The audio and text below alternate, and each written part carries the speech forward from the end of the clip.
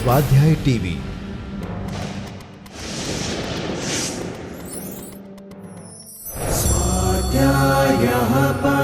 Doctor Baba Saheb Ambedkar open university.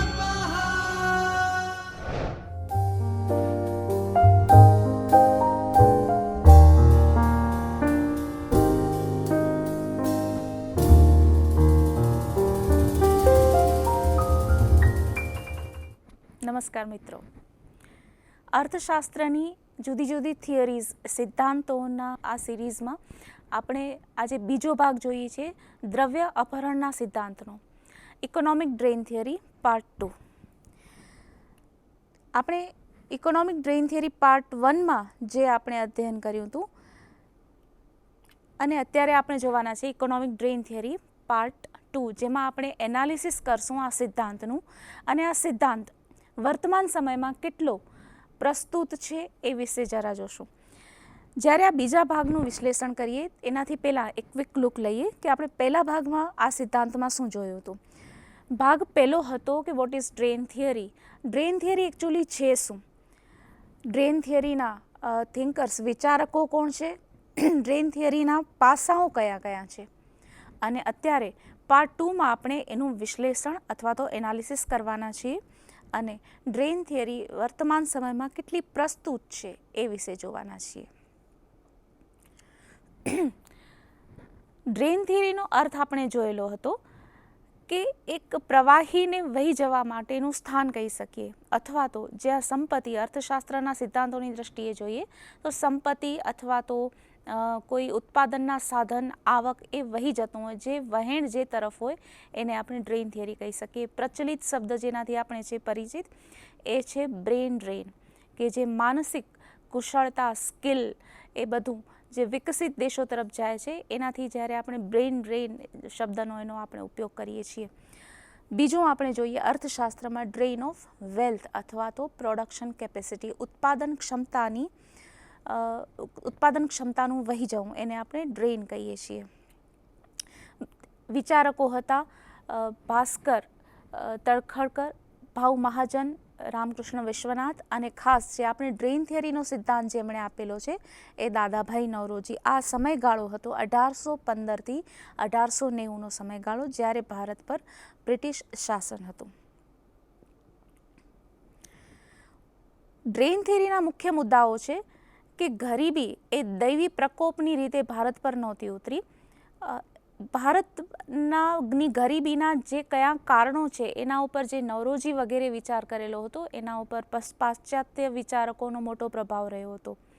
બીજું જે આપણે એમાં ઓવર ટેક્સેશન, ભારતની બેરોજગારી અને ભારતમાંથી સંપત્તિનું વહી જવું, આ મુખ્ય મુદ્દાઓને આધારે ભારતની ગરીબીનું કારણ એમણે સમજાવેલું હતું કે ભારતમાં ગરીબી કયા કારણોથી છે. જ્યારે ભારત એક ખુદ સંપત્તિવાન દેશ મનાતો એ સમયમાં ભારતની પ્રજા પોતે ગરીબ હતી. તો કયા કારણોસર એ ગરીબ હતી? તો બ્રિટિશ શાસન અથવા તો ફોરેન રૂલ આપણે જેને કહીએ એ કારણોસર ભારતમાં ગરીબી હતી. ભારતમાં ગરીબીના આ સિદ્ધાંતનું જે નવરોજીએ પ્રસ્તુતિકરણ કર્યું છે એમાં મુખ્યત્વે foreign rule and administration in India, funds and labour needed for economic development was brought in by immigrants, એટલે કે ભારતની આર્થિક પ્રવૃત્તિઓ માટે જે શ્રમિકોની જરૂર હતી ભારત બહારથી, ખાસ કરીને ઇંગ્લેન્ડથી આવતા હતા. અને બીજું ભારતનું જે કંઈ પણ અંગ્રેજોનો વહીવટી ખર્ચ હતો એ ભારત ઉપાડતું હતું. અને ભારતનો ખર્ચ એ પણ હતો કે ભારતીય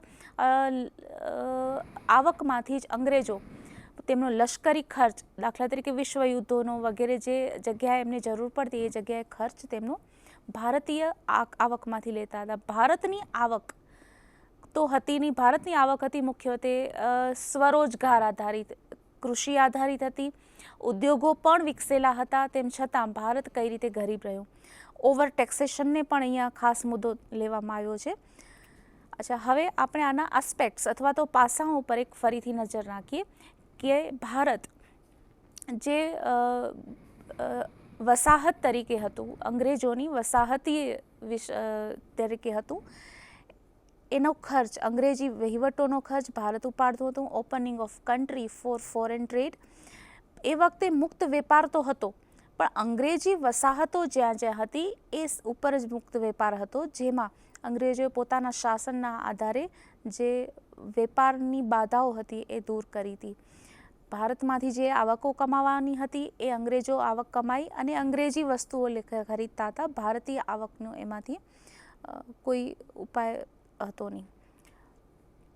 અત્યારે હવે આપણે પાર્ટ 2 જોઈએ છીએ ઇકોનોમિક ડ્રેઇન થિયરીનો. એનું આપણે અહીંયા એનાલિસિસ કરશું અને ભારતના વર્તમાન સમયમાં અર્થતંત્રમાં એ કેટલું પ્રસ્તુત છે એ પણ જોશું. આપણે જ્યારે કોઈ પણ થિયરી અથવા તો સિદ્ધાંતનું એનાલિસિસ અથવા વિશ્લેષણ કરીએ છીએ ત્યારે અમુક ખાસ 5 થી 6 મુદ્દાઓ ધ્યાનમાં રાખવાના હોય છે. કયા કયા 5 મુદ્દાઓ ધ્યાનમાં રાખવાના હોય છે? તે સૌથી પહેલાં તો એ સિદ્ધાંતનું એસેન્સ અથવા તો સાર તત્વ શું છે. અહીંયા આપણે જોઈએ કે ડ્રેઇન થિયરી જે દાદાભાઈ નવરોજીએ આપેલી છે એનું એસેન્સ અથવા તો સાર તત્વ શું છે. બીજો મુદ્દો ખાસ રાખવો જોઈએ ધ્યાનમાં કે જે તે સમયનો સ્થળ અને કાળ, કયા સમયે કયા સ્થળમાંથી આ થિયરી ઉત્પન્ન થઈ છે. દાખલા તરીકે આપણે કહી શકીએ કે જે સમયે ગ્રેટ ડિપ્રેશન હતી 1929ની, એ પછી જે કેન્સની થિયરી આવી એક મંદીને ધ્યાનમાં રાખીને આવેલી હતી. તો જે તે સમયે જે થિયરી અપાઈ હોય એ સમય અને સ્થળને ધ્યાનમાં રાખીને અપાયેલી હોય તો એનું મૂલ્યાંકન તે રીતે થઈ શકે. અહીંયા નાવરોજીની જે ડ્રેઇન થિયરી આપણે જોઈએ છીએ એ સમયે ભારતના સ્થળનું ખાસ ધ્યાનમાં રાખવું જોઈએ. એ સમયે ઇતિહાસ શું હતો, એ સમયે પ્રાકૃતિક સ્થિતિ શું હતી, પ્રજાની સ્થિતિ શું હતી અને કયા સમયે આ સિદ્ધાંત આપ્યો છે. તો આ એના આધારે મૂલ્યાંકન કરી શકાય. તો જ એનું રિલેવન્સ આપણે જ્યારે કરશું તો વર્તમાન સમયની તે સમય ઐતિહાસિક સમય સાથે આપણે સરખામણી કરવાના છીએ કે બે અલગ અલગ સમયે અલગ અલગ શાસન વ્યવસ્થામાં આ સિદ્ધાંત કેટલો પ્રસ્તુત છે. ત્રીજો મુદ્દો જે ખાસ જોવાનો હોય છે તે છે કે આ જે સિદ્ધાંત રજૂ કરાયો છે એ સિદ્ધાંત પોતે જે સમસ્યા રજૂ કરે છે એ સિદ્ધાંતને પ્રોપરલી યોગ્ય રીતે રજૂ કરી શકે છે. અહીંયા આપણે જોશું કે ડ્રેઇન થિયરી ગરીબીની સમસ્યા જે લઈને આવે છે એ ગરીબીની સમસ્યાને પ્રસ્તુત કરી શકે છે યોગ્ય રીતે. ઘણી વખત એવું હોય છે એટલી સિમ્પલી થિયરી અપાતી હોય છે કે 2 + 2 = 4. એના આધારે સિદ્ધાંત આખો સમજાવાયેલો હોતો હોય છે. એનો મતલબ એ છે કે એનો કોઈ અર્થ નથી રહેતો. તો અહીંયા ગરીબીની સમસ્યાનું જે કારણ રજૂ કરાયું છે, નાવરોજી દ્વારા જે કારણ રજૂ કરાયું છે એ ખુદ એ સિદ્ધાંતમાં પ્રસ્તુત થઈ શક્યું છે. એના આધારે આપણે એક તો એનું મૂલ્યાંકન કરશું. પછી તેના પછીનો મુદ્દો આવશે કે આ જે થિયરી છે એ સમસ્યાને તો રજૂ કરે છે. સિદ્ધાંતે ગરીબીની ધારો કે રજૂઆત કરી છે, ધારો કે સમસ્યાને રજૂ કરી છે, એ સાથે એ કોઈ ગરીબીની સમસ્યાનો ઉપાય પણ બતાવે છે કે કેમ. થિયરી ધારો કે કોઈ ઉપાય બતાવતી પણ હોય અથવા ન પણ બતાવતી હોય એની મર્યાદા નથી હોતી, કારણ કે અર્થશાસ્ત્રના સિદ્ધાંતો પોઝિટિવ પણ હોઈ શકે, નોર્મેટિવ પણ હોઈ શકે. પોઝિટિવ સિદ્ધાંત મતલબ કે સમસ્યાને માત્ર રજૂ કરે એ સિદ્ધાંત. નોર્મેટિવ સિદ્ધાંત કે આ સમસ્યા દૂર કરવા માટે શું થવું જોઈએ. બંને પ્રકારે આ સિદ્ધાંત રજૂ થઈ શકે છે. તેમ છતાં આપણે જોઈએ કે અર્થશાસ્ત્રીઓનો અત્યારનો એવો મત એક પ્રચલિત છે કે જો એ સમસ્યાની રજૂઆત થતી હોય અને એમાંથી એ વિચારકો જ જો સમસ્યાનું સમાધાન સુધી આપણને લઈ જતા હોય તો સિદ્ધાંત વધારે સફળ રહે છે. તો અહીંયા આપણે એ રીતે પણ એનું મૂલ્યાંકન કરશું.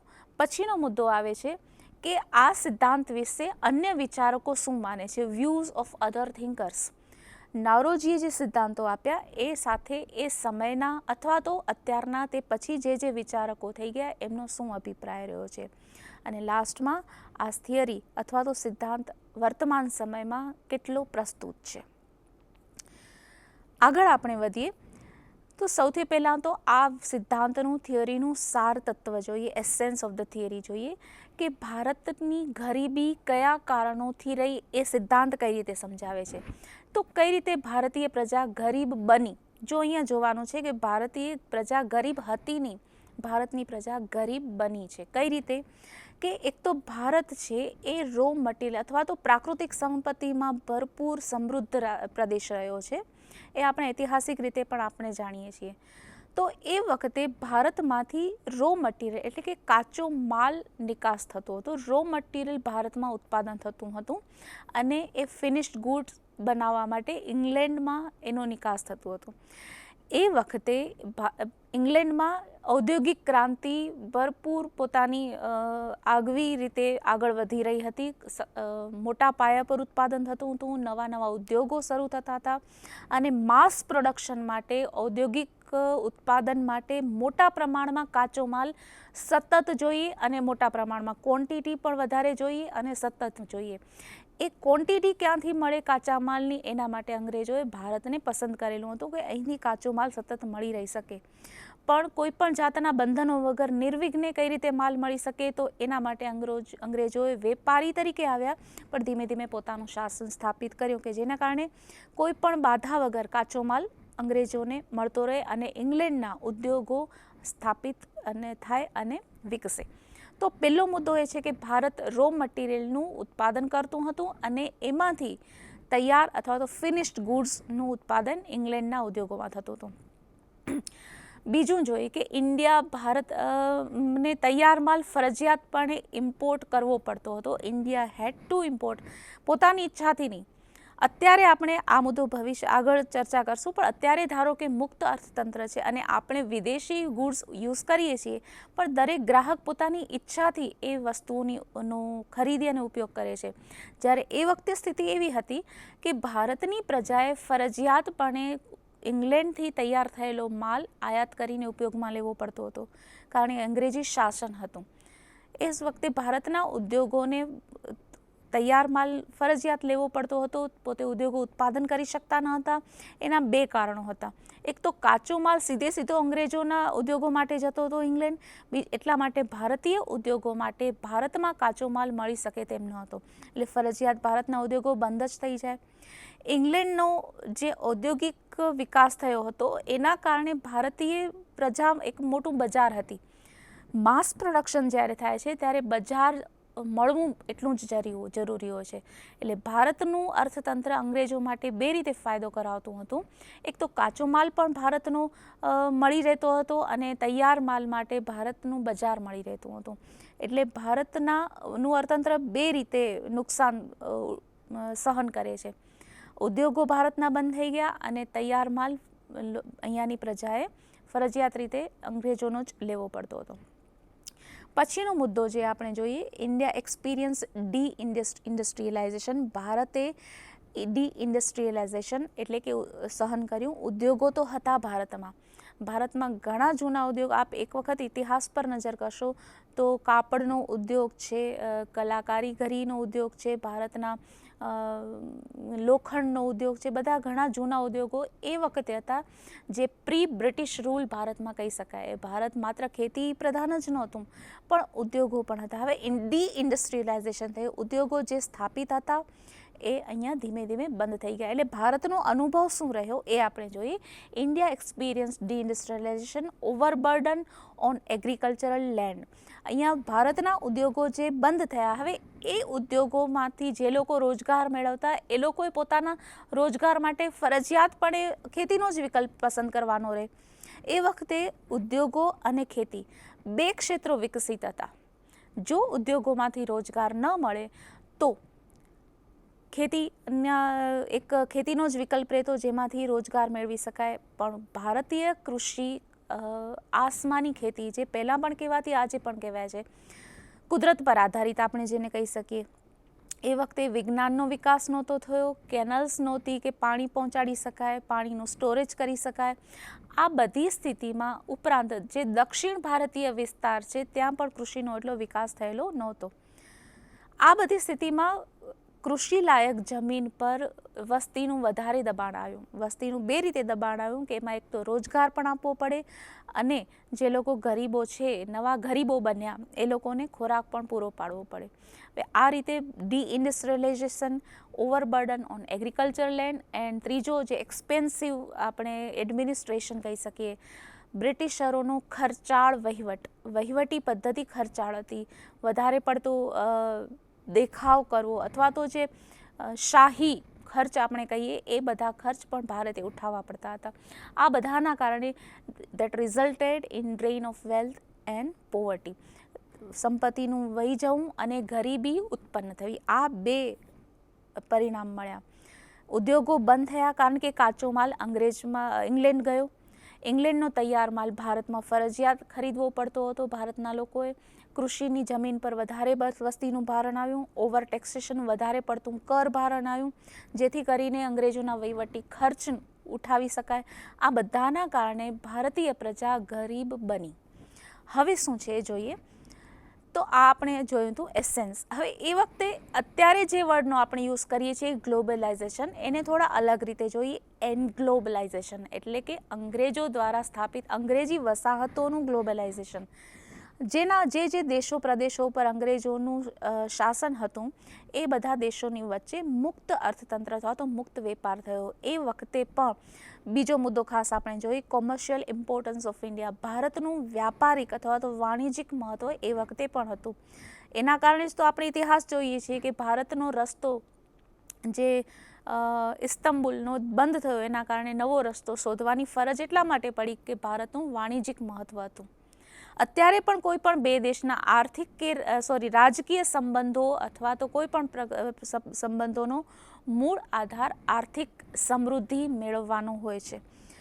તો એ વખતે જે સ્થિતિ હતી એ બે આપણે સારાંશ કહી શકીએ કે ભારતનું એ વખતે પણ વ્યાપારિક મહત્વ જણાયું હતું. અને જે ગ્લોબલાઇઝેશન હતું એ ભલે અમુક સમય સ્થળ અથવા તો પ્રદેશ પૂરતું કહી શકાય, પણ અંગ્રેજી વસાહત મોટા ભાગના વિશ્વના ઉપર હતી, જેના કારણે આપણે કહી શકીએ કે એનગ્લોબલાઇઝેશન અહીંયા આપણે વર્ડ વાપરી શકીએ. સિચ્યુએશન અથવા તો સર્કમસ્ટેન્સીસ શું હતા? એ સમય અથવા તો કાળ પીરિયડ હતો બ્રિટિશ શાસનનો. બ્રિટિશ શાસન સમયે પરિસ્થિતિ એવી હતી કે કૃષિ પર વધારે પડતું ભારણ આવ્યું, ઉદ્યોગો બંધ થયા, એજ્યુકેશન શિક્ષણનું પ્રમાણ હતું નહીં. હવે અહીંયા પરિસ્થિતિ ખાસ એ જોવાની છે કે કદાચ શિક્ષિત પ્રજા હોત તો એ નવી પરિસ્થિતિમાં અનુકૂલન સાધી શકી હોત. અડાપ્ટેશન આપણે જેને કહીએ, એક ખાસ મુદ્દો આપણે અહીંયા કોઈ ફેવર કરવાની રીતે પણ નહીં, પણ તટસ્થ રીતે આપણે જોઈ શકીએ કે જે પ્રદેશો કૃષિને લાયક ન હતા એ પ્રદેશોને પોર્ટ સિટી એટલે કે બંદરીય વિસ્તારો તરીકે અંગ્રેજોએ વિકસાવ્યા. દાખલા તરીકે છે ચેન્નઈ, જે એક વખતનું મદ્રાસ હતું, કલકત્તા છે, મુંબઈ છે. એ વખતે અંગ્રેજી સમયમાં જ્યાં કૃષિ વિકાસ થઈ શકે એમ ન હતો, તો એ વખતે અંગ્રેજોએ પોર્ટ સિટી બંદરીય વિસ્તારો તરીકે વિકસાવ્યા. જો અનુકૂલન સાધવું હોય તો કદાચ એ વખતે શિક્ષણનું પ્રમાણ વધારે હોત તો નવી પરિસ્થિતિમાં લોકો રોજગાર મેળવી શક્યા હોત. પણ આ પરિસ્થિતિ ભારતની અશિક્ષિત પ્રજા માટે નવી જ હતી, કારણ કે એમના પાસે બે જ વિકલ્પો હતા, યા તો ઇન્ડસ્ટ્રીઝ અથવા તો એગ્રીકલ્ચર. પણ જો બેમાંથી કોઈ પણ વિકલ્પ ન હોય તો થર્ડ ઓપ્શનમાં સુધી જવા જેટલી એ શિક્ષિત પ્રજા ન હતી.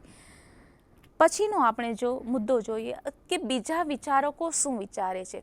અહીંયા બીજા વિચારકોનું આપણે ખાસ જોઈએ તો પોલ બેરન છે, સમીર અમીન એન્ડ એન્ડ્રી ગુન્ડર ફ્રાન્ક, જેમણે આ કોન્સેપ્ટ જનરલાઇઝ કર્યો. એક્સપ્લોઇટેશનનો જે કોન્સેપ્ટ છે, પહેલાં આપણે એમને એના ઉપર નજર કરી. Generalise this idea of exploitation to the hall world which had more capital, grew rich by transferring surplus value from the poorer world where most people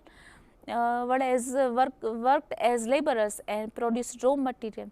હવે આ EPWનો એક ખાસ જે આર્ટિકલ આપણે કહી શકીએ, જે લખ્યો છે રોય તીર્થંકરે.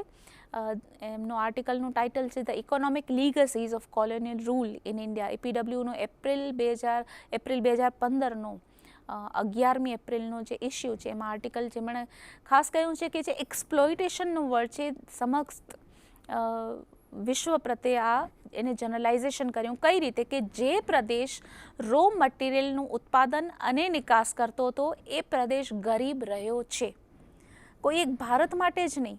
હવે આ જે સિદ્ધાંતની થિયરી છે, નાવરોજીના સિદ્ધાંતનો વ્યાપ કેટલો છે આપણે જોઈ શકીએ છીએ. માત્ર ગરીબીના કારણ તરીકે જેને પ્રસ્તુત નથી કરવાનો હતો, પણ જે એક્સપ્લોઇટેશન કઈ રીતે થાય છે કે જે પ્રદેશોમાં તુલનાત્મક રીતે કેપિટલ એટલે કે મૂડી વધારે હતી, એ લોકોએ મૂડીના બદલામાં રો મટીરિયલ ખરીદ્યું અને પોતાને ત્યાં વેલ્યુ એડિશન કરી અને એ ઉદ્યોગો તૈયાર વસ્તુનું ઉત્પાદન કરી અને ફરીથી એ જ દેશોને વેચ્યા. હવે આ સ્થિતિને આપણે આગળ વધારે એના વિશ્લેષણ કરશું. અહીંયા ખાસ જોવાનું છે કે રો મટીરિયલનું ઉત્પાદન કરતા દેશો ભારત હોય કે અન્ય કોઈ પણ, એ ગરીબ રહ્યા છે. અને મોટાભાગે જે દેશો પાસે મૂડીનું પ્રમાણ વધારે હોય એ દેશો તેનું ઉત્પાદન કરી, કાચા માલનું ઉત્પાદન તૈયાર માલના કરી અને જે વેચાણ કરે છે એ લોકો સમૃદ્ધ રહ્યા છે. આ અન્ય વિચારકોનું માનવું છે, એનાથી અન્ય વિચારકોના મત અલગ હોઈ પણ શકે છે. પછીનો આપણે મુદ્દો જોઈએ છે કે આ જે સિદ્ધાંત છે એનું વર્તમાન સમયમાં કેટલી પ્રસ્તુતતા છે, વર્તમાન સમય શું છે. જેમાં આપણે સિદ્ધાંત કોઈનું એનાલિસિસ કરીએ છીએ ત્યારે બે સિદ્ધાંતને, જે એક તો વર્તમાન સમય અને એ વખતનો સમય કે જે સમય સિદ્ધાંત અપાયો તે સમયની તુલના કરીએ છીએ. એટલે એ સમય કેવો હતો, એ વખતે બ્રિટિશ શાસન હતું, અત્યારે શું છે, એ રીતે બંને સમયની તુલના કરીએ છીએ. તો અત્યારનો સમય જે છે એમાં આપણે સૌથી વધારે અત્યારે જે ચર્ચામાં આપણે મુદ્દો લીધો છે, વિચારણામાં લીધો છે, એ છે મેક ઇન ઇન્ડિયાનો. કારણ કે ભારત મૂળભૂત રીતે જે કુદરતી સંપત્તિઓ ધરાવતો સમૃદ્ધ દેશ છે. હવે કુદરતી સંપત્તિ, કુદરતી અથવા તો રો મટીરિયલ, કાચો માલ જે આપણે કહીએ એ તરત સીધો નિકાસ કરીએ, એને બદલે એ જ માલથી ભારતમાં જ એનું ઉત્પાદન, વસ્તુનું ઉત્પાદન કરીએ અને તૈયાર વસ્તુનો નિકાસ કરીએ તો ભારતીય ગરીબી નહીં રહે, બીજા ઉપર ડિપેન્ડન્સ પણ નહીં રહે. લેટેસ્ટ આપણે એક ન્યૂઝ જોઈ શકીએ કે આ વર્ષે 2015માં ભારત રૂની જે નિકાસ ચીનને કરતું હતું એ 50% જેટલો ઘટાડો થઈ ગયો છે. હવે એમાં જો માત્ર આપણે રૂની નિકાસ ઉપર જ આધારિત રહીએ તો ભારત માટે ઘણો આર્થિક ફટકો પડે એમ છે. એના કરતાં રૂમાંથી જે વસ્તુ બને છે એ વસ્તુનું ઉત્પાદન કરીને વેચાણ કરીએ તો ભારતમાં આર્થિક પ્રવૃત્તિઓનો વિકાસ થાય અને આર્થિક વિકાસ થાય. એટલે આ સિદ્ધાંત આમ જોઈએ તો ડાયરેક્ટલી આ સિદ્ધાંત એ આપણને જવાબ નથી આપતો કે ધારો કે એ વખતે અંગ્રેજોના સમયમાં ભારતની ગરીબી દૂર કરવા માટે શું થઈ શકે અથવા તો શું કરી શકાયું હોત. પણ આપણે આ સિદ્ધાંત અત્યારે જો ધ્યાનમાં લઈએ તો આપણને એનું એસેન્સ ખ્યાલ આવી શકે કે આ કારણોમાંથી આપણે એનો ઉપાય લઈ આવી શકીએ. બીજો મુદ્દો આપણે છે ઓપન ઓર ફ્રી ઇકોનોમી ફોર ફોરેનર્સ. અત્યારે આપણે મુક્ત અર્થતંત્રમાં જીવીએ છીએ. અત્યારે ખાસ કરીને જે ગ્લોબલાઇઝેશનનો આપણે વાત કરીએ એમાં વૈશ્વિકરણ કહીએ, મુક્ત આવાગમન છે, ઉત્પાદનના બધા જ સાધનો, એમાં જમીન એટલે કે કુદરતી સંસાધનો, શ્રમ એટલે કે લેબર્સ જે માનસિક અથવા તો શારીરિક કૌશલ્ય પણ આવી શકે, જમીન, શ્રમ, મૂડી અને નિયોજન ક્ષમતા, આ બધા જ ઉત્પાદન સાધનોનું મુક્ત આવાગમન છે એકથી બીજા દેશોમાં. તુલના કરીએ આપણે તો ભારતીય સંસાધનો જે હ્યુમન રિસોર્સ કહી શકીએ એ સમયે શિક્ષણ એટલું બધું નહોતું જ્યારે અંગ્રેજી શાસન હતું. અત્યારની સ્થિતિમાં ધારો કે ભારત, આપણે ગ્લોબલાઇઝેશન પણ છે તેમ છતાં ભારતીય સ્કિલ અથવા તો જે કુશળતા છે એ પણ એટલી બધી સક્ષમ છે કે ભારતીય શ્રમ વિશ્વમાં આગળ આવી શકે છે અને સ્પર્ધા કરી શકે છે. તો સ્પર્ધા ક્ષમતા એ વખતે નહોતી, એટલા માટે ભારત ગરીબ રહ્યું. અત્યારે ભારતીય પાસે સ્પર્ધાની ક્ષમતા છે વિશ્વના કોઈ પણ દેશ સાથે, કોઈ પણ ઔદ્યોગિક કે આર્થિક ક્ષેત્રમાં ભારતીય વ્યક્તિ સ્પર્ધા કરી શકે એટલો સક્ષમ છે. તો ગરીબી આપણે દૂર કરી શકીએ. એ વખતે ખાસ ગરીબી અથવા તો એનું કારણ શિક્ષણનો અભાવ ખાસ માનવામાં આવતું હતું. ત્રીજો મુદ્દો છે એમ્પ્લોયમેન્ટ ટુ લોકલ્સ. જ્યારે કોઈ પણ પ્રદેશોમાં ઔદ્યોગિકરણ થાય છે, ઉદ્યોગોની સ્થાપના થાય છે, એ વખતે જે તે સ્થળના સ્થાનિક લોકોને રોજગાર આપવો એવું બધાની તરફેણ કરતું વિધાન આપણે સાંભળીએ છીએ. સ્થાનિક લોકોને રોજગાર આપવાનું, એના કારણે સ્થાનિક લોકો પોતાના સ્થળે રહેશે, બ્રેન ડ્રેઇનનો પ્રશ્ન નહીં આવે અને લોકલ જે વિકાસ થવો જોઈએ તે થઈ શકશે. કોઈ પણ સ્થળે ઉદ્યોગ માત્ર સ્થાપવાથી જ એનો વિકાસ નથી થતો. ઉદ્યોગો સ્થાપીએ, રોજગાર મળે, શ્રમિકો પણ બહારથી લઈ આવે તો એ જ્યાં ઉદ્યોગની સ્થાપના થઈ છે એ સ્થળને ખાસ લાભ નહીં થાય ઔદ્યોગિક વિકાસથી. પણ જ્યાં ઉદ્યોગો સ્થાપવામાં આવ્યા છે તે જ સ્થળના લોકોને રોજગાર મળે તો તે વિકાસ થઈ શકે, તે સ્થળનો વિકાસ થઈ શકે. પછીનો મુદ્દો છે એજ્યુકેટેડ એન્ડ અવેર પીપલ. આજની વ્યક્તિ શિક્ષિત છે અને જાગૃત છે. પોતાની સમસ્યા પ્રત્યે, પોતાના વિશ્વના સ્થાન પ્રત્યે, વૈશ્વિક સમસ્યાઓ પ્રત્યે. અત્યારે કોઈ પણ વિદેશી કંપની ભારતમાં આવે આર્થિક પ્રવૃત્તિ કરવા માટે તો કોઈ પણ વ્યક્તિ જાગૃત છે, આપણા કાયદાઓ બહુ મજબૂત છે અને વ્યક્તિની જાગૃતિને કારણે જ ભારતમાં એ રીતે ગરીબી ના આવી શકે કે ફોરેન રૂલને કારણે ગરીબી આવી. ગરીબી દૂર પણ થઈ શકે જો શિક્ષિત હોય તો. People's own rule, that is democracy. એ વખતે કોઈ શાસન વ્યવસ્થિત હતું જ નહીં. રાજાઓ અંદરોઅંદર લડતા હતા, એટલા માટે જ અંગ્રેજોને મોકળું મેદાન હતું. અત્યારે પ્રજાનું પોતાનું શાસન છે અને આ ડેમોક્રેસીને કારણે જ પ્રજા પોતે પોતાના રૂલ્સ, નિયમો બનાવે છે અને અર્થતંત્ર આગળ વધી શકે છે. તો નવરોજીની જે થિયરી છે એ સિદ્ધાંત સફળ કહી શકાય કે નહીં, એની પ્રસ્તુતતા કેટલી. તો નવરોજીએ આ જે સિદ્ધાંત આપ્યો એ સિદ્ધાંતની એક સફળતા એ પણ કહી શકાય કે એને નેશનલાઇઝેશન માટે એક શસ્ત્ર તરીકે એનો ઉપયોગ થયો. દાદાભાઈ નવરોજી આ જે સિદ્ધાંત આપેલો હતો એ અંગ્રેજોનું શાસન દૂર થાય એના માટે નહોતો, કે અંગ્રેજી શાસન ન રહે, અંગ્રેજી હકુમત દૂર થાય એના માટે નહોતો આપેલો, પણ ભારતીય ગરીબીની એક સ્થિતિ રજૂ કરેલી હતી કે ભારત ગરીબ આ કારણે બન્યું. આ દૈવી પ્રકોપ નહોતો, it's was not a divine provision, પણ આ રીતે ગરીબ ભારત બન્યો. કયા કારણોસર? ઓવર ટેક્સેશન, બર્ડન ટેક્સનું બહુ હતું. રો મટીરિયલ ભારતનો અંગ્રેજી ઉદ્યોગોના વિકાસ માટે ઉપયોગમાં લેવામાં આવ્યું. ભારતીય ઉદ્યોગો બંધ થયા. ભારતની પ્રજા શિક્ષિત નહોતી. એ બધા જ કારણોસર ભારતીય પ્રજા ગરીબ બની. આ જે સિદ્ધાંત થયો એના કારણે જ એ પછીના સમયમાં જે ગાંધીયન ચળવળ શરૂ થઈ, એ ગાંધીયન ચળવળે જે સ્વદેશી મૂવમેન્ટ શરૂ કરી, એક શસ્ત્ર તરીકેનો ઉપયોગ કર્યો. એટલે પરોક્ષ રીતે આ સિદ્ધાંતનો ત્યાં પણ ઉપયોગ થયો. નવરોજીએ આ ગરીબીનું સોલ્યુશન સીધું નથી આપ્યું કે ગરીબી દૂર કરવા શું કરવું જોઈએ, પણ હવે જો આપણે સિદ્ધાંતનું વિશ્લેષણ કરીએ તો આપણને ખ્યાલ આવી શકે કે ગરીબી દૂર કરવા માટે શું કરવું જોઈએ.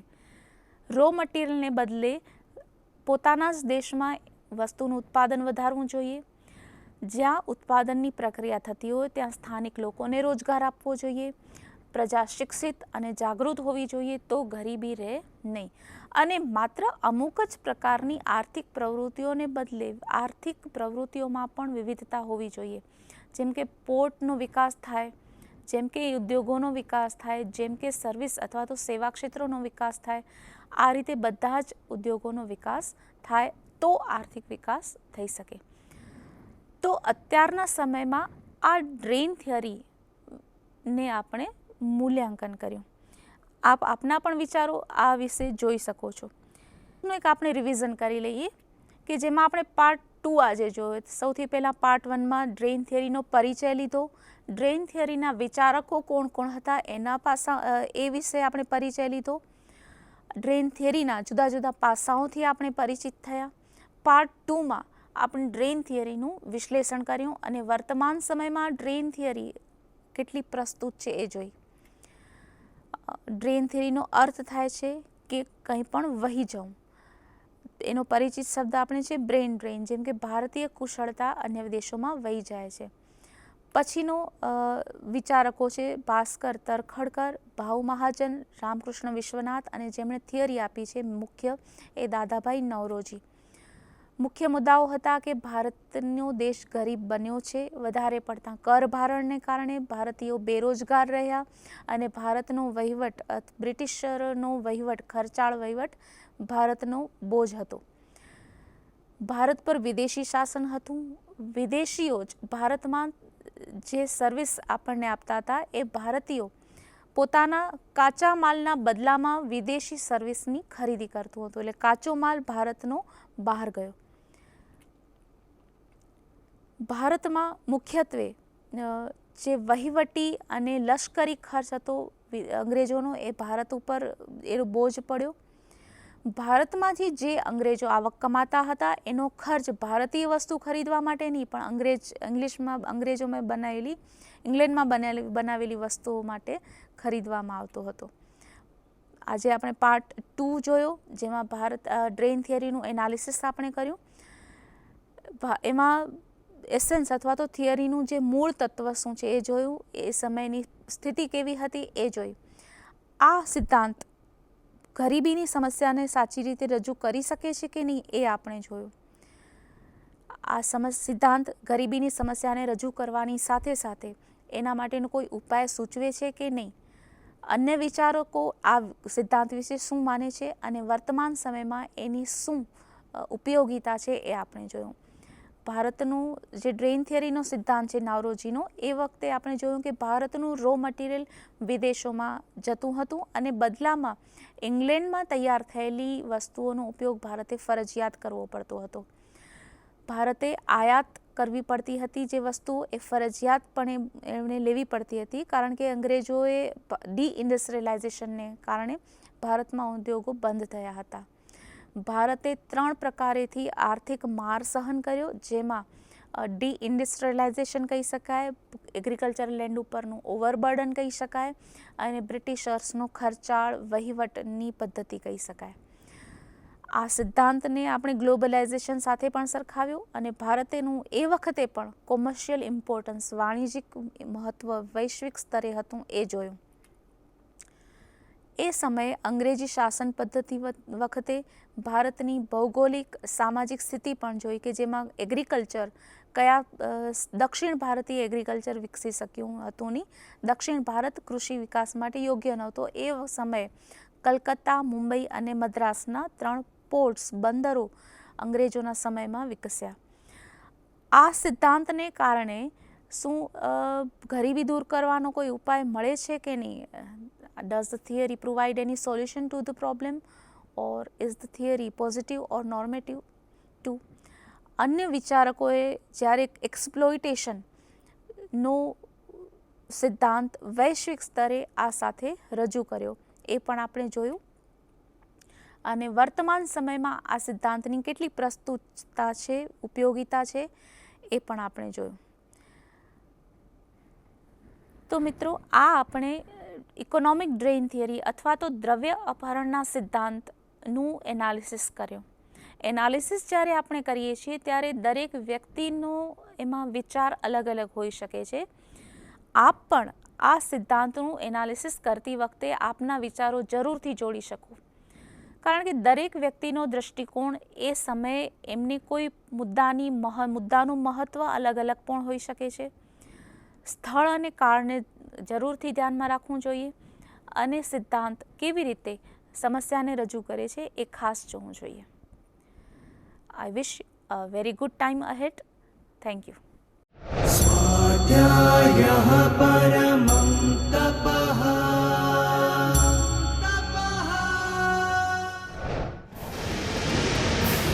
સ્વાધ્યાય ટીવી